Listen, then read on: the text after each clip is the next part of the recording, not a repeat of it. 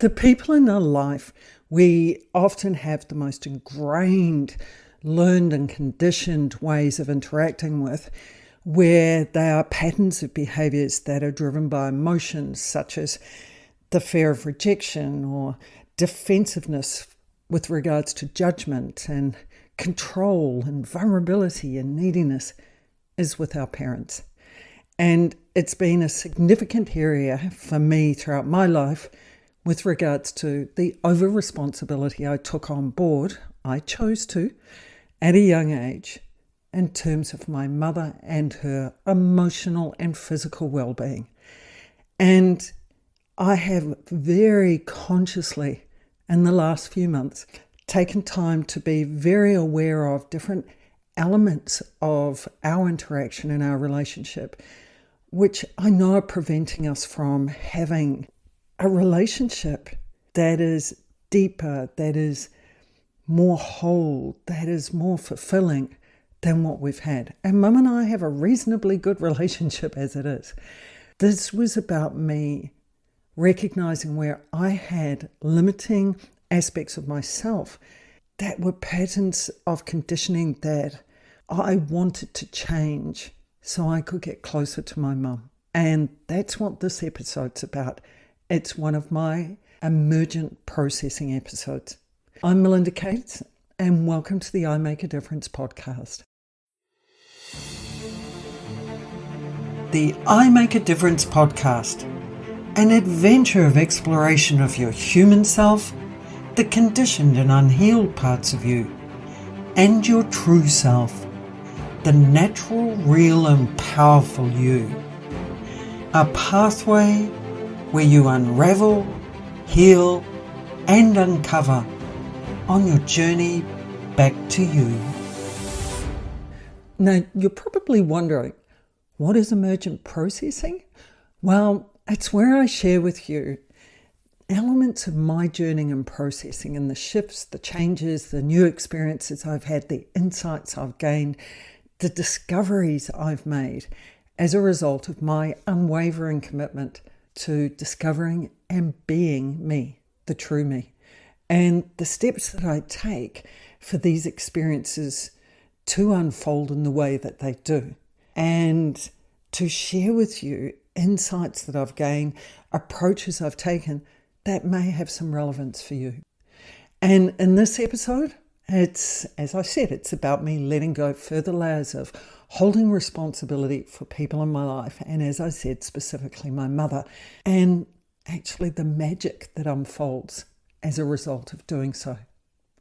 With the fear and vulnerability around my mother that has been driving my need to take responsibility for my mum, well, it's actually been preventing me from experiencing more depth in my connection and happiness in my relationship with her. And I'll share with you the different focuses of my over-responsibility and in how the process of letting go of my responsibility for others, and specifically areas of my mother that I've been holding, I actually have been creating the space for magical processes to unfold in my day-to-day life. So where do I begin to give you some context around this? And that is, if you haven't listened to previous episodes where I've shared a little bit around my over-responsibility in terms of my mother.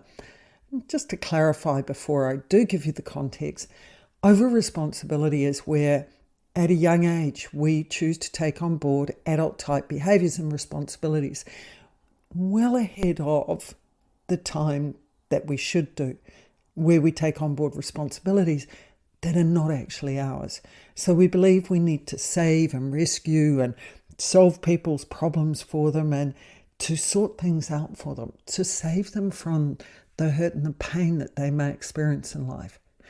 These responsibilities, well, if we don't fulfill them according to our expectations and beliefs, then we'll feel guilty and we'll feel responsible for whatever the person experiences. Yet, we are not actually responsible for adults as children. And even as adults, we're not responsible for other people unless we have consciously made an agreement to be so or to take on board responsibilities where both parties have agreed to that. Then it's a conscious process. And the only other time you're responsible for how someone is feeling and what's happening for them is if you have consciously gone out to do something to hurt them, to impact them, to do something that would be detrimental towards them or for them. Then you are responsible for what they experience, or rather you have a level of responsibility in what they're experiencing. So to give you context with regards to my over-responsibility with my mum, well, since approximately 10 years old, I chose to take in whole responsibility for my mother. Initially, in the earlier days, it was for her physical safety, where I was protecting her physically from my father. I know 10-year-olds aren't meant to be doing that, but it was just what kicked in me and that I started acting on. Over time, as I moved into my latter 20s, I then became more responsible for her emotional well-being and for her happiness.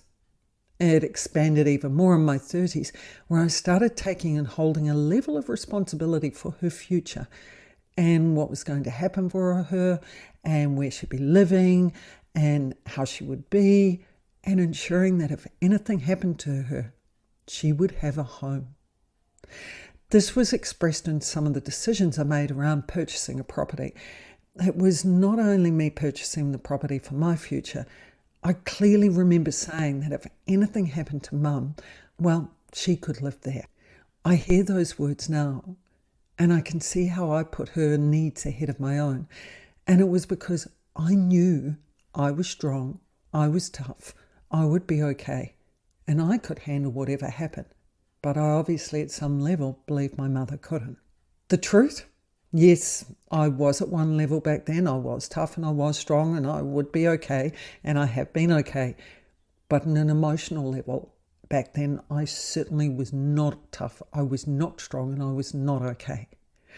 I purchased a property, not just for me, but also for my mum.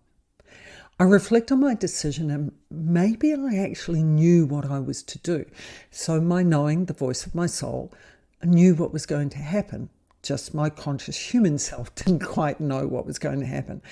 And one thing I have always valued enormously and respect so much, and I love so much, is the guidance my knowing has given me over the years and that it continues to give me. I also valued that I've listened to it. Yet I know there were still elements of my over-responsibility that was wrapped up in my decision-making back then. Because that is exactly what happened. About 5 years ago, due to circumstances, she needed somewhere to have a home that was hers, a home where she felt safe and secure. And that home ended up being on the property I purchased all those years ago. It has taken me years of mindfulness, years of facing myself, years of giving myself permission not to feel guilt with regards to my mother, and also releasing and overcoming any guilt that I did feel. It's taken years of stopping myself, pulling myself up and going, hey, this is not my responsibility. This is not for me to actually rescue Mum. It's taken years for me to unravel what and how I conditioned myself and believing I was responsible for my mum and what I believe I needed to hold and do for my mum.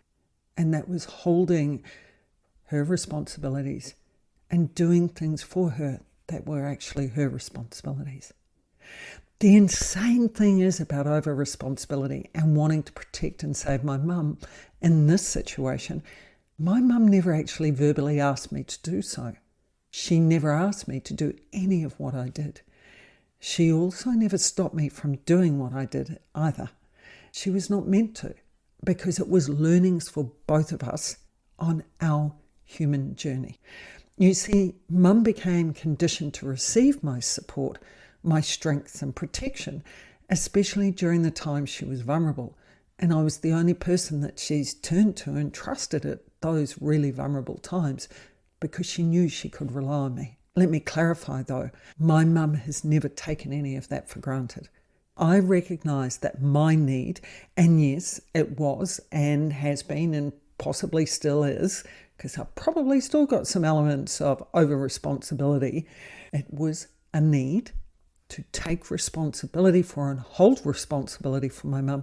And that came from my need to be of worth to her, to be of value and to be important to her.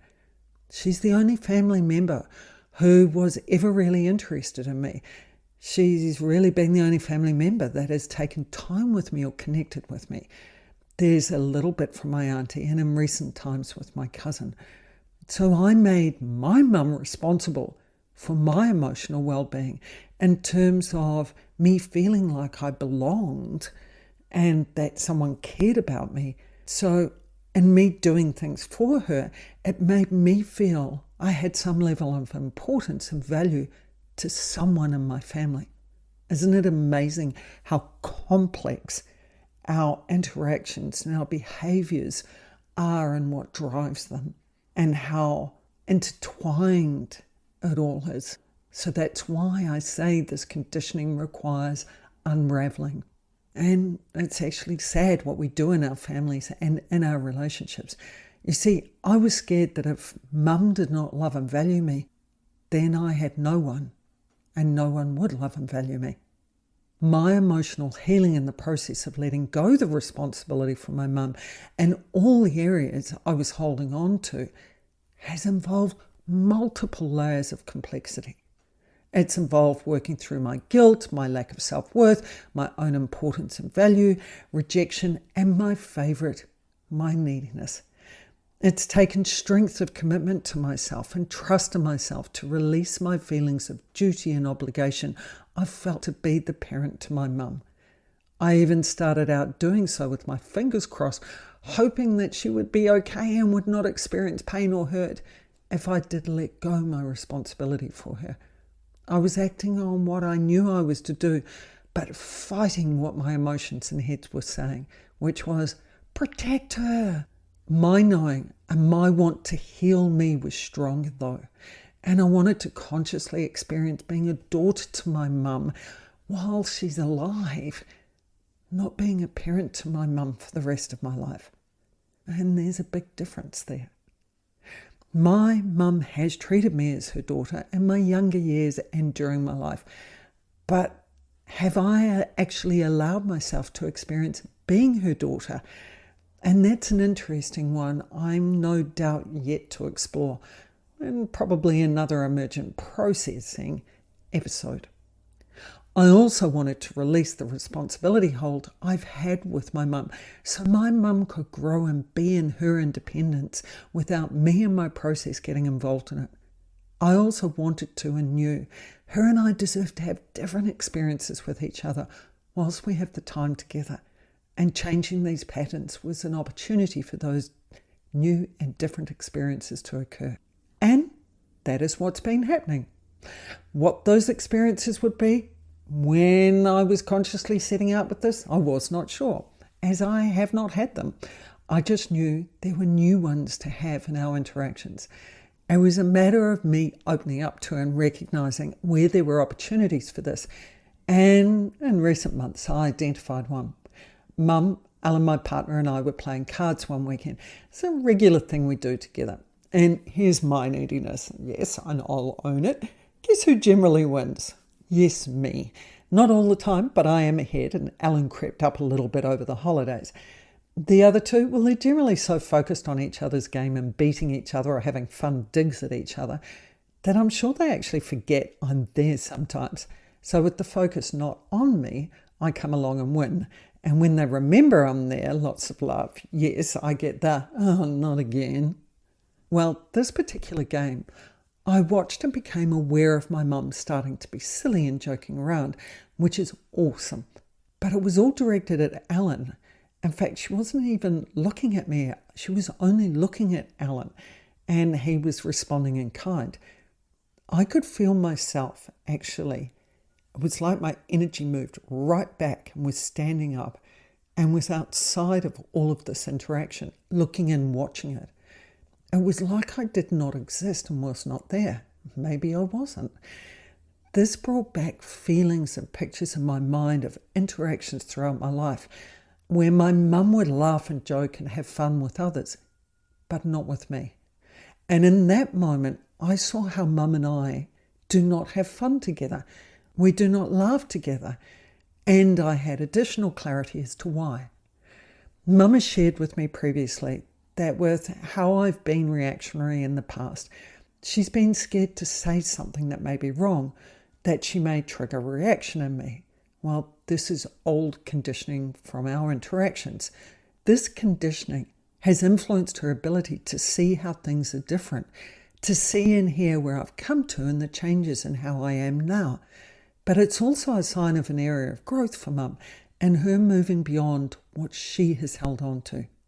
She's been close with me in terms of support and practical help, but has tended not to get close to me emotionally and energy-wise, except when she was vulnerable physically.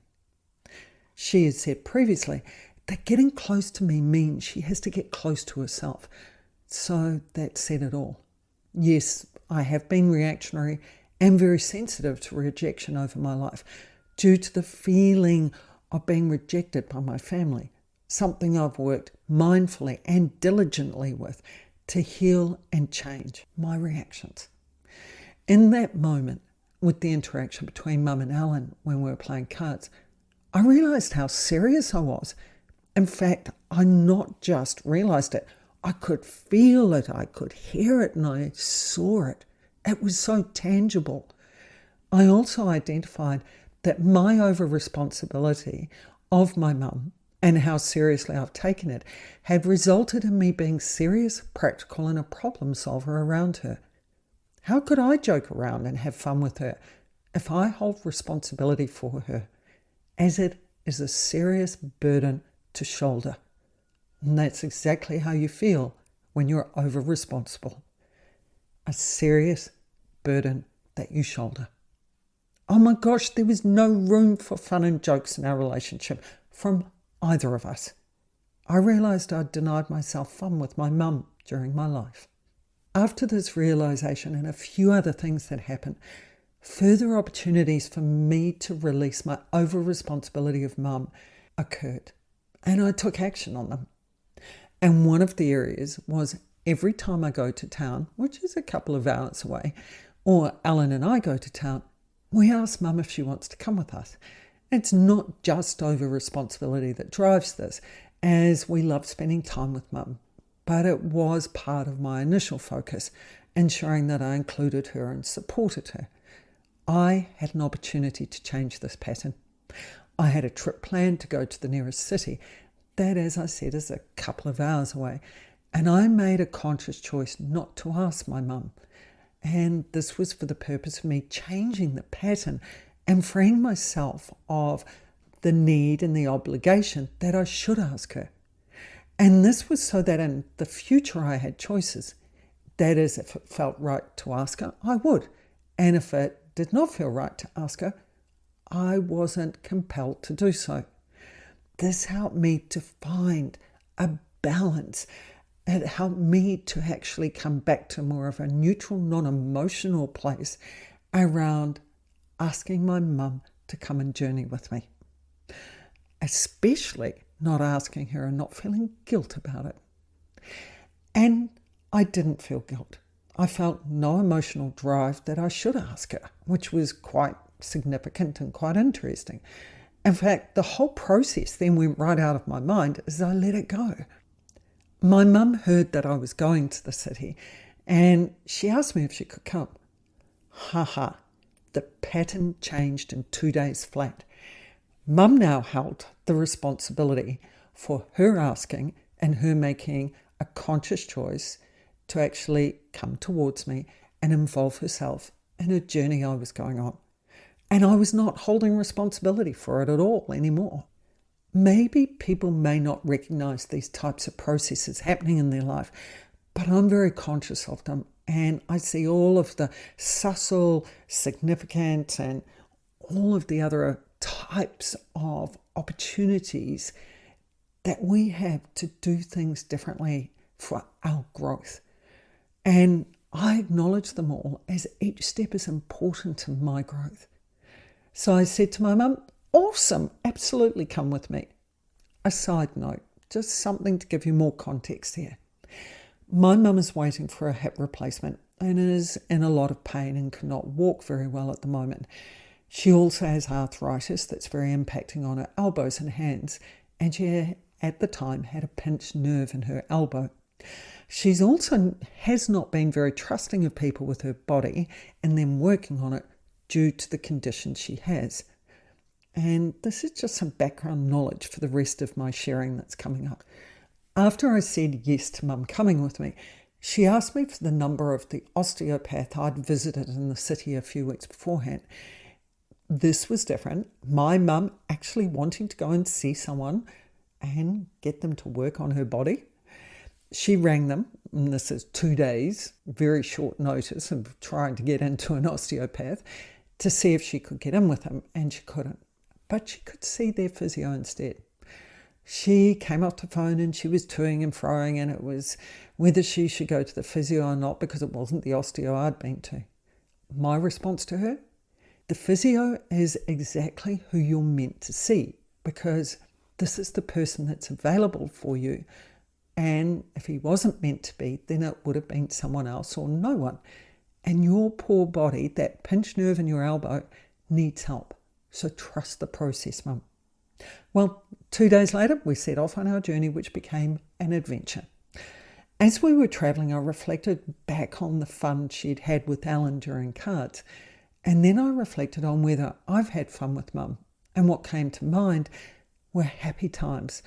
Times filled with curiosity and exploration and happiness and freedom and laughs. And I asked Mum what were some of the happy times she had with her mother, my Nana. Her reply was that she'd had shared times with her mum, experiences that they'd shared together rather than happy times. And this was a really interesting distinction from my mum. And really interesting because I had happy times with my Nana, her mum. I then shared with Mum the happy times I remembered with her, like taking my brother and I for walks on the rocks, looking at crabs and starfish and sea anemones. You know, the ones you gently, and yes, very gently and respectfully put your finger in, and they close around your fingers. They always fascinated me. How she would get rolls of butcher's paper, and when we'd been to the movies with friends, she would give us paints and crayons and pastels to draw our favourite scene from the movie on the paper.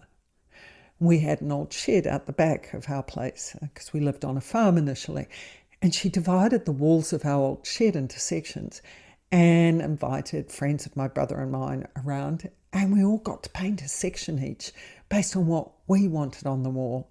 Mum would take us mushroom picking and people's properties. I don't think she actually knew the people, but in those days I don't think there were too many issues around trespassing. She would walk down the street when we were younger, doing bizarre things to embarrass my brother and I. And an example of this was she turned up to my brother's boarding school to pick him up from weekly boarding one day and sat in the car with her dog on her lap, calling out, "Johnny, darling, Johnny, darling." She was and can be so naughty, and my brother was so embarrassed. Then the times I had in Australia with my mum, where she worked with me in delivering the I Make a Difference course with our first Alice Springs group of Aboriginal Australians. And what a beautiful experience and memory to share with my mother. And I remember a couple of the ladies in the group saying to her, "Wendy, you talk too much." I remember my mum turning up to stay with us in Perth, and she was wheeled through arrivals in a wheelchair because she had issues with her ankle, I think it was at the time. And she wanted to also go for a ride in a wheelchair. And she had a chicken hat on, one that she had gone out and bought. And it was pretty amazing. She is awesome. She wanted to surprise people at the airport because my mum does like a bit of the shock factor. But the funny thing was that her plane was delayed and it arrived at midnight and there was virtually no one in the airport except for me. Then there was the travelling for miles and miles in Australia where we were talking and exploring. And a special birthday for my mum where Alan and I took her and her husband at the time to a really beautiful place to stay and the joy we hadn't experienced. where one of my favourite photos of my mum and I was taken. Then my mum finally getting to experience having her own home that is hers, that is safe. Yes, on that property that I purchased many years ago. So much of my life has been focused on the pain, the hurt, what is not right, the rejection, what I missed out on, the lack of. And what was beautiful about the conversation in the car this day was that I was taking time with my mum to remember the happy times and to value them. And that was such a change in our way of interacting. Well, that was some of the beginning of our journey, our adventure. Mum and I got to the city, we did some shopping, and then decided to go and get lunch. Mum suggested a place she'd been to a few years beforehand with a friend of hers, so we headed there. She'd mentioned it to me previously, so I sort of had an idea of where it was. We managed to get a car park very close to it, so Mum did not have to walk too far. And bonus, it was opposite the whole food shop she wanted to get some products from. Oh my gosh, the cafe had something I'd only mentioned to Mum a couple of days prior that I had been wanting to eat. Something that I actually had not had for a while. And you know when you actually can taste it in your mouth and you just want to eat that food and your gustatory process is salivating over it and going overtime. It's the little bread baskets that are fish savoury pies. But they're not really a pie because they're open and they're not closed, so they're more like a quiche, and this was not in bread, it was actually in phyllo pastry, but it was close enough. And Mum was, oh my gosh, a cheese, chive and ham scone, just what she wanted. We sat down to eat the food, and the scone had too much baking soda in it and was dry. The coffee was bitter and awful. And they microwaved the fish, whatever it was, bread basket that was actually phyllo. And you can imagine microwaving phyllo, well, it went soggy. When I got it and took that first bite and bite into the sogginess, well, I actually went and asked for a replacement one to be heated in the oven, expecting that with great customer service they would replace it because it would be dead, having been cooked essentially 3 times, especially after it had gone into an oven. But no, they put my fish, whatever you want to call it, that actually had a bite in it, in the oven. Oh, and I forgot to mention, they had put a dollop of tomato sauce on the side of the plate to go with this. So it was such gag. And what the? Who puts tomato sauce with fish bread basket that's actually phyllo? They brought it back and I was, okay, let's eat this, because I was still salivating a bit and hoping that it was still going to be what I was wanting. When I went to eat the fish pie, phyllo something, I discovered a hard-boiled egg that was taking up most of the space, so there was very little fish in it.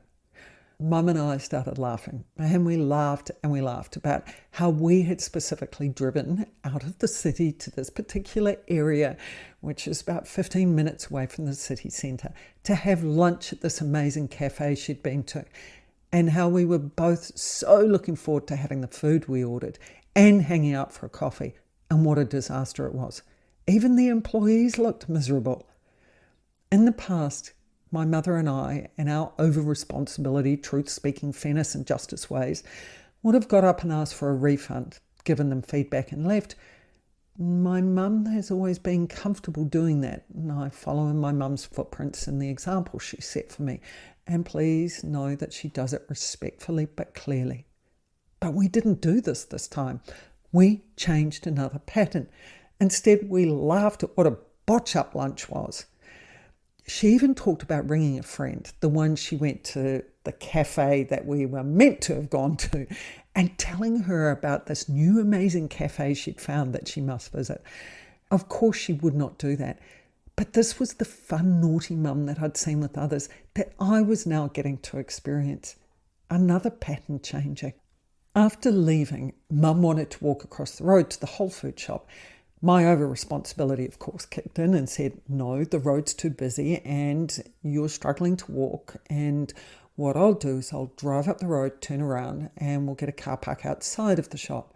So as we drove up the road to turn around, Mum goes, oh my gosh, there's the cafe she'd been to previously. Mum and I had gone to the wrong cafe. Oh, let's just add to this adventure. What a giggle. Isn't it amazing how you can gripe and be upset about experiences you have at times and not see the reason for the experience, which actually wasn't about the cafe or the food. It was about Mum and I having a laugh, about Mum and I changing patterns. But it was also to prompt her about going to the whole food store, because there is more to this story that's to come. We may not have had the best lunch, but hey, we had a good time. We laughed and laughed that we had stuffed that up and the cafe had obliged in doing so as well. As we came back down the road after turning around, we were going to stop at the whole food store so Mum could get what she wanted.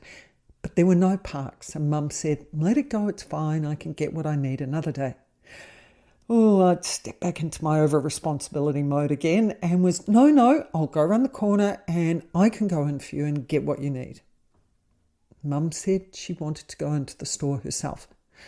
Well, there were no car parks around the corner. And then I heard her again. It's okay, I can get it another day. So instead of me pushing and imposing my over-responsible process on my mother and being determined to get what she wanted, that is, what she wanted from the whole food store, I said okay, and I let it go and we drove off. She also wanted to go to the disability store to see if they had something she wanted. I knew where it was, which was back in the city, so we headed back into the centre, and I wove through the streets, which are a bit of a maze, heading to the street that I knew the disability store was on, only to discover that in the period of time that I've been away and haven't driven down that road, they actually have blocked that end of the street off. So I had to go on a different route to get there. As we took this different route, we came around the corner from the road that had detoured us, and oh my gosh, I saw another Whole Food store. The same one we'd gone to go and visit, they also had one now in the centre of the city. Mum and I had never seen it before, never noticed it before, and yet we'd driven up and down that road so many times. So I did a sudden stop and a detour into, yes, they had their own car parking area right in front of the store.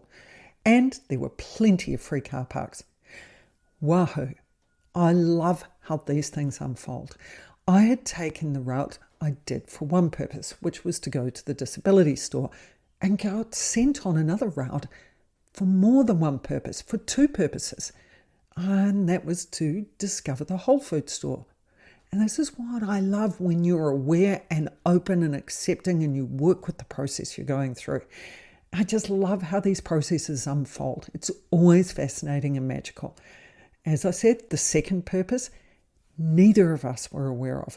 And that was, as I said, to discover the whole food store so Mum could get her products. But that was not the only reason. There was yet another unknown reason for this whole adventure. There was another reason I was to step into that whole food store and not the other one. We essentially were right outside the door of the store, so Mum did not have to walk too far, thank goodness. She was able to get what she wanted, you'll laugh, a $2.50 bag of almond flour because she wanted to make some type of brandy snap biscuits, I believe, which she still hasn't done. Well, the lovely lady who served us said to Mum and I, "You two have such beautiful blue eyes." I was a little taken back as this is not something I experience or often have said to me. I said, "Thank you. I'm used to people saying that about my mum, but not me." And how interesting it was, because that was the second time that week I'd had the feedback about my eyes. We talked a little and the lady serving us asked me if I was spiritual. And I just smiled.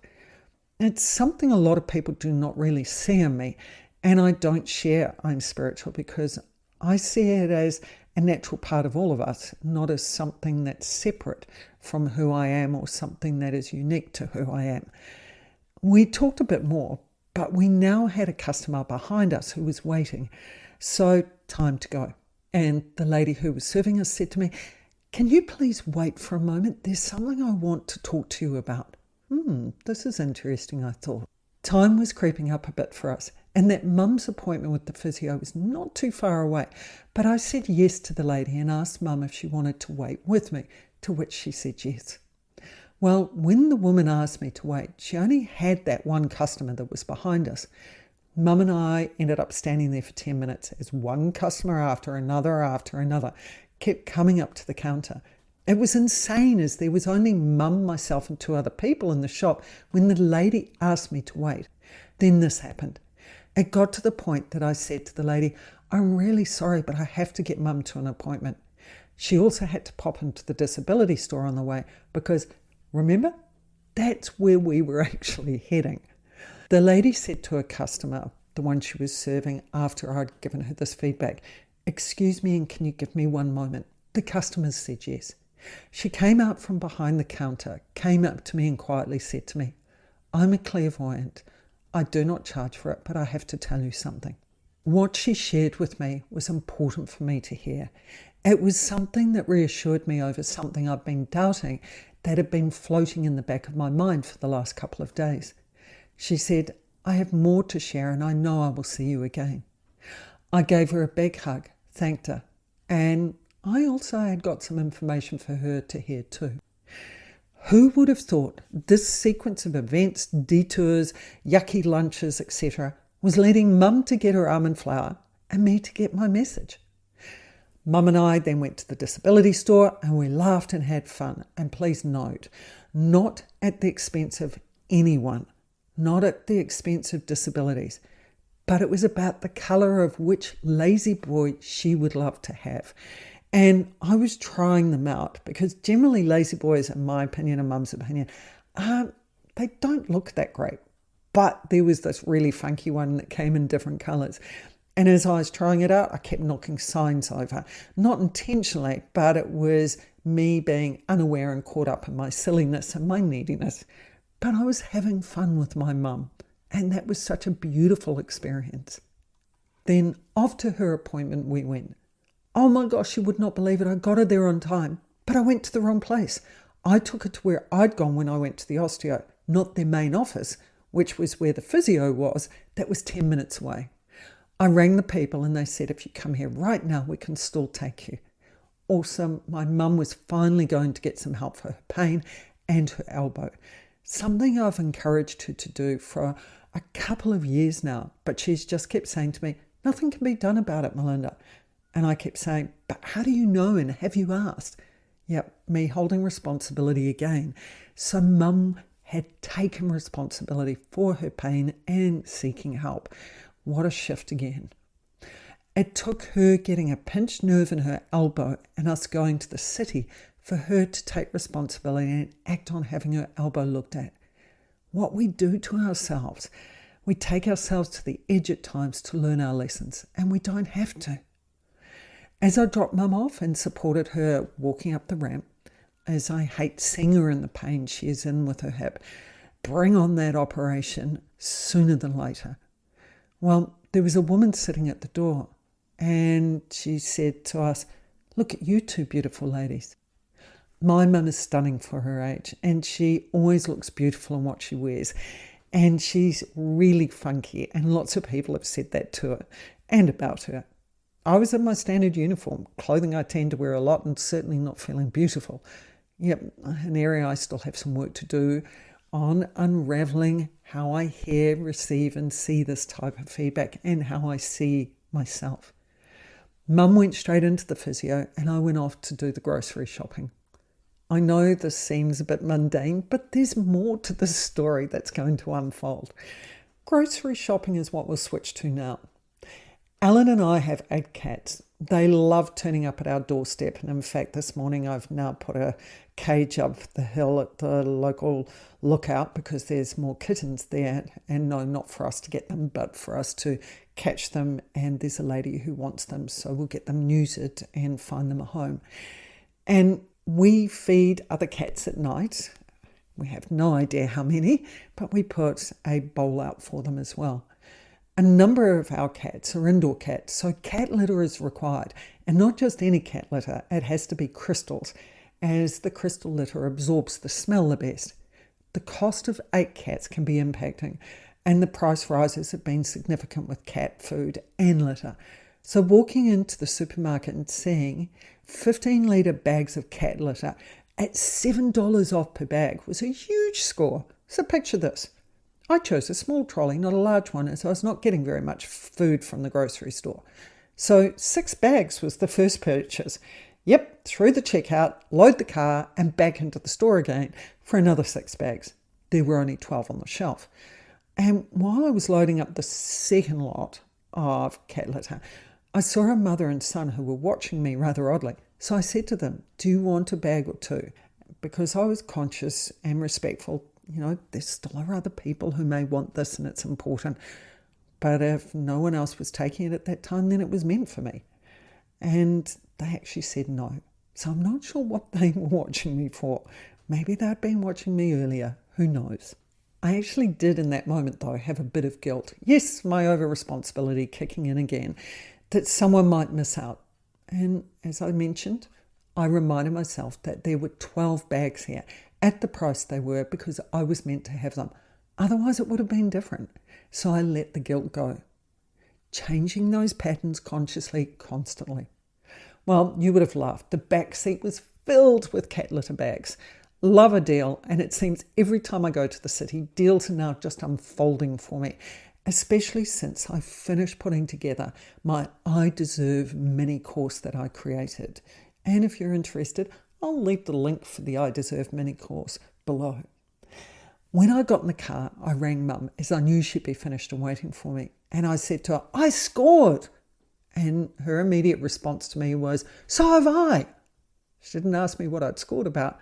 But oh my gosh, I never hear my mum talk that way. So wahoo, something's gone right. When I picked her up, she was glowing.